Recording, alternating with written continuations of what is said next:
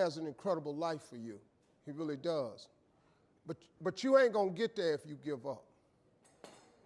You can't get to what God got for you if you stop. You can't get to what God got for you if you're afraid. Now, I know taking chances is kind of fretful, but the best things in life is on the other side of fear. But one of the things that I've always done to help overcome my fears is I make my dreams bigger than all my fears. I have dreams that's so big that not getting there is just unacceptable.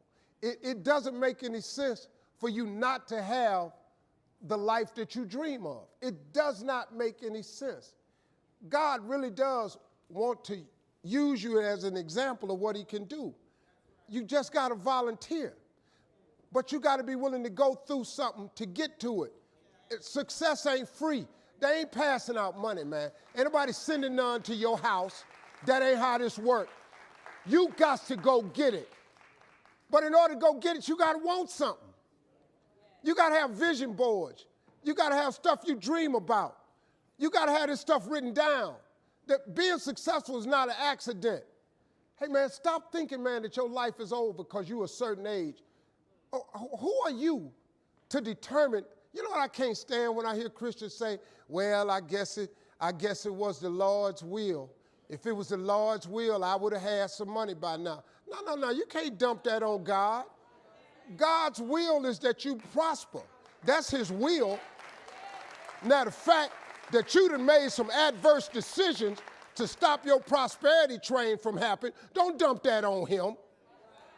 God comes to give you life and give you life more abundantly. That's what he say. Well, then the question is, where your abundant at? You're going down to church, you're memorizing all these scriptures. Why don't you apply some of them? He come to give you life and give you life more abundantly. God got a great life for you, man, but you got to want something. You got to want it, you got to write it down. Most people don't have what they want in life because it ain't written down nowhere.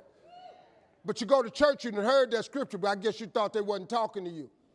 Habakkuk 2:2 says, you must write the vision and make it plain so that he who reads it will run to it. And even though it tarry, that means take a long time. Wait for it, for surely it will come at an appointed time.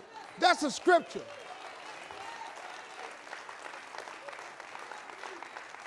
That's a scripture. Say no philosophy. This a fact. What you waiting on? Write it down. Put some faith on it. And then get ready to go to work. Sit up and you can believe in God all you want, but if you don't work, man, it ain't going to happen. Because he told you that, though. He said faith without works is dead. I'm just asking you, man, to try something new. If you've tried everything, it ain't worked for you. I'm just asking you, just try writing it down. Just try writing it down. Go home and read Habakkuk 2:2 and see if you don't get the feeling he's talking to you. After you write it down, I want you to put some faith on it. When you put some faith on it, I want you to work for it. I want you to believe in your heart that you will have it. Now, you might not want this life.